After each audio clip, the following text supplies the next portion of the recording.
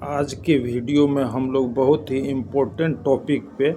Discussion करने वाले हैं। आज का जो हम लोग का टॉपिक है गैर मजरूआ ज़मीन। गैर मजरूआ ज़मीन क्या है, इसके बारे में हम लोग चर्चा करने वाले हैं। और साथ ही साथ 2014 का जो दिशा निर्देश बिहार सरकार के द्वारा संकल्प पत्र इस संबंध में जो जारी किया गया है, उसके संबंध में हम लोग चर्चा करने वाले हैं। टॉपिक काफ़ी इम्पोर्टेंट है और काफ़ी ही ज्ञानवर्धक है और इन्फॉर्मेटिव जानकारी है, इसलिए वीडियो में आप लास्ट तक बने रहे। और साथ ही साथ भूमि सुधार कानून 1950 में जो धारा 4H है, जिसके द्वारा जो है प्रशासनिक अधिकारियों को जो पावर दिया गया है, इस संबंध में हम लोग चर्चा करने वाले हैं। और काफ़ी ही इम्पोर्टेंट टॉपिक पे आज का हम लोग का डिस्कशन होने जा रहा है, इसलिए वीडियो में आप लास्ट तक बने रहें ताकि कि हर चीज़ आपको अच्छी तरीके से समझ में आए। जो भी रैयत है या भू होल्डर है, उनको ये जानकारी अवश्य होना चाहिए कि जो नया संकल्प पत्र के द्वारा जो दिशा निर्देश बिहार सरकार के द्वारा दिया गया है ना, उससे अवगत हो। इसलिए आप जो न्यू व्यूअर हैं, खासकर न्यूज़ XYZ पे पहली बार आए हैं, आप चैनल को सब्सक्राइब कर ले और बेल बटन को ऑल पे कर ले ताकि कोई भी वीडियो डाला जाए तो सबसे पहले आपको नोटिफिकेशन मिल सके। चैनल को लाइक करें एवं सब्सक्राइब करें। सबसे पहले हम लोग चर्चा कर रहे हैं कि गैर मजरूआ ज़मीन क्या होता है। गैर मजरूआ ज़मीन का अर्थ ये होता है कि नाम से ही स्पष्ट है, गैर मजरूआ, गैर का अर्थ होता है कि नहीं और मजरूआ का अर्थ होता है कि खेती योग्य नहीं। जो खेती योग्य ज़मीन नहीं है उसी को गैर मजरूआ ज़मीन कहा गया है। और गैर मजरूआ ज़मीन में भी दो वर्गीकरण किया गया है। एक वर्गीकरण जो है गैर मजरूआ खास होता है और दूसरा वर्गीकरण जो है गैर मजरूआ खास होता है या गैर मजरूआ खास को मालिक ज़मीन भी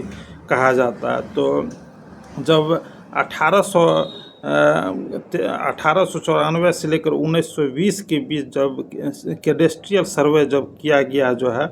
ना, उस समय जो है ब्रिटिश सरकार के द्वारा जो कैडेस्ट्रियल सर्वे कराया गया, तो उस सर्वे के दौरान जो है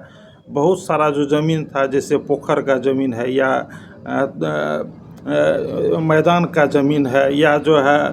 सड़क का ज़मीन है, सार्वजनिक उपयोग का जो भी ज़मीन पाया गया उसको गैर मजरूआ आम में वर्गीकृत किया गया, जिस पे कि जो है समाज के सभी लोग सम्मिलित रूप से उपयोग करते थे ना। और ऐसे ज़मीन को जो है गैर मजरूआ आम में वर्गीकृत किया गया। और साथ ही साथ उस समय ज़मींदारी प्रथा था और ज़मींदार के हक में जो ज़मीन था, ज़मींदार के पास जो ज़मीन था, उसको जो है गैर मजरूआ खास या मालिक ज़मीन उसको कहा गया है जो है। तो इस तरीके से जो है जो सर्वे किया गया 1894 से लेकर 1920 तक जो कैडेस्ट्रियल सर्वे चला था, उस सर्वे के द्वारा जो है जो खेती योग्य ज़मीन नहीं था और उस ज़मीन का जब है ना सर्वे के दौरान जो वर्गीकरण किया गया, उसी समय से जो है गैर मजरूआ खास और गैर मजरूआ आम ज़मीन जो है ये वर्गीकरण में आया। तो आप लोग को अच्छी तरीके से ये बता देते हैं कि गैर मजरूआ आम ज़मीन जो है उसमें तो किसी भी प्रकार का विवाद नहीं है, वो तो बिल्कुल ही सरकारी ज़मीन है। और बहुत जगह लोग गैर मजरूआ आम ज़मीन पर भी जो है 40 साल 50 साल 30 साल से घर बना के रह रहे हैं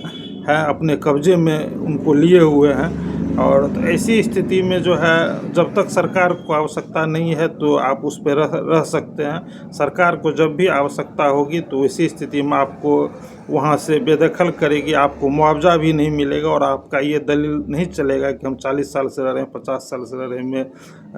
मेरे कब्जे में है, क्योंकि उसमें वह बिल्कुल ही निर्विवाद है और वह सरकार का ज़मीन होता है। और दूसरी बात यह है कि जब गैर मजरूआ खास का जहाँ तक बात आता है, तो गैर मजरूआ खास ज़मीन में जो है खासकर अंग्रेज़ के समय जो है ज़मींदारी प्रथा था, ज़मींदार लोग को जो है रखा गया था जो है ना लगान वसूल के लिए। जिस तरीके से अभी CO अंचलाधिकारी के द्वारा जो है लगान वसूल होता है, उसी समय जो है ज़मींदार के द्वारा जो है अंग्रेज़ों के द्वारा ज़मींदार को रखा गया था और ज़मींदार के द्वारा जो है लगान वसूल होता था। और उस लगान वसूल में है ना 1893 में अस्थाई बंदोबस्त लॉर्ड कॉर्नवालिस के द्वारा लाया गया था। वो उस समय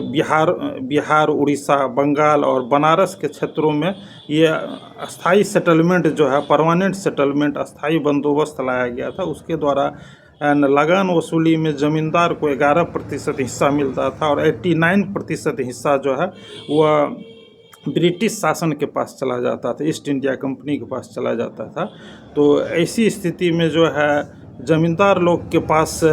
ज़मींदार लोग के हक में जो ज़मीन था, ज़मींदार लोग के पास जो ज़मीन था, है ना, उस ज़मीन को जो है ना सर्वे में जो है 1894 से लेकर 1920 का जो सर्वे हुआ था उसको जो है खास ज़मीन कहा गया, गैर मजरूआ खास ज़मीन कहा गया, मालिक ज़मीन कहा गया। और उस ज़मीन में भी है ना जब 1946 के आसपास जब ऐसा लगने लगा कि अब जो है अंग्रेज़ का शासन समाप्त होगा, देश कभी भी आज़ाद हो सकता है, तो वैसी स्थिति में जो है बहुत सारे ज़मींदारों के द्वारा जो उनके पास जो ज़मीन था वो दूसरे को जो है ना दूसरे को बंदोबस्त किए, सेटलमेंट किए जो है और हुक्मनामा जारी किए जो है। तो उसी के आलोक में जो सरकार का जो दिशा निर्देश है कि यदि ज़मींदार के द्वारा 1940 के आसपास भी या पूर्व में भी किन्हीं को अपने हक का ज़मीन जो है दे दिया गया और उनको या तो सादा हुक्मनामा के द्वारा उनको ज़मीन दे दिया गया या रजिस्टर्ड हुक्मनामा कर दिया गया जो है, तो सरकार का ये और उसके बाद 1946 के आसपास जो है न ज़मींदार के द्वारा आगे 1946 के बाद भी जो है न हुक्मनामा जारी किया गया और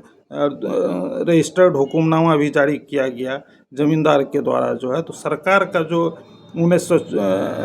2014 में जो बिहार सरकार का जो एक संकल्प पत्र आया है उसमें स्पष्ट कहा गया है कि 1/1/1946 से पूर्व का यदि ज़मींदार के द्वारा यदि किसी को हुक्मनामा जारी किया गया, चाहे वह सादा हुक्मनामा हो या रजिस्टर्ड हुक्मनामा हो, तो ऐसी स्थिति में उस गैर मजरूआ खास मालिक ज़मीन को जो है रैयती ज़मीन माना जाएगा, निजी ज़मीन माना जाएगा। और 1/1/1946 के बाद यदि ज़मींदार के द्वारा यानी किन्हीं को हुक्मनामा दिया गया है या उनको सादा हुक्मनामा दिया गया, रजिस्टर्ड हुक्मनामा दिया गया है, तो वो कहा गया है कि भूमि सुधार कानून जो है 1950 के जो है धारा जो है 4H के तहत जो है वह प्रशासनिक अधिकारियों के द्वारा उस पर जो है समीक्षा किया जाएगा। और समीक्षा करने के बाद ऐसा बात नहीं है कि 1946 के बाद जो 1/1/1946 के बाद जिनको हुक्मनामा जारी किया गया है वैसा ज़मीन बिहार सरकार का हो जाएगा, खास मालिक ज़मीन। उसमें भी कई तरह का सर्कुलर है, कई तरीके का उसमें टर्म कंडीशन है और उस सारे टर्म कंडीशन को यदि फुलफ़िल करने के बाद यदि 1/1/1946 के बाद का भी यदि हुक्मनामा है तो वो भी ज़मीन रैयती माना जाएगा। यदि 1/1/1946 के बाद यदि जो प्रशासनिक अधिकारियों को पावर दिया गया है भूमि सुधार कानून 1950 4H के तहत यदि कुछ टर्म कंडीशन यदि फुलफिल नहीं करेंगे उसमें जो है, तो ऐसी स्थिति में खास मालिक ज़मीन को रैयती नहीं भी माना जाएगा। तो इसमें जो है काफ़ी टर्म कंडीशन है, सर्कुलर है, उसको जानने का आवश्यकता है। इसलिए बहुत सारे सब्सक्राइबर का ये प्रश्न आ रहा था कि गैर मजरूआ खासकर जो है मालिक ज़मीन और 1/1/1946 का जो ये सर्कुलर जो 2014 में बिहार सरकार के द्वारा जारी किया गया है और भूमि सुधार कानून अधिनियम 1950 जो है 4H के तहत जो प्रशासनिक अधिकारियों को पावर दिया गया है और इसके तहत जो है कई जगह पे गैर मजरूआ खास मालिक ज़मीन का रसीद नहीं कट रहा है और उसका दाखिल खारिज में जो समस्या हो रहा है, बहुत सारे लोग सब्सक्राइबर का इस संबंध में आग्रह था कि एक विस्तार से वीडियो बनाया जाए और उन्हीं को ध्यान में रखते हुए वीडियो बनाया गया है। जानकारी अच्छी लगी हो तो शेयर करें, लाइक करें।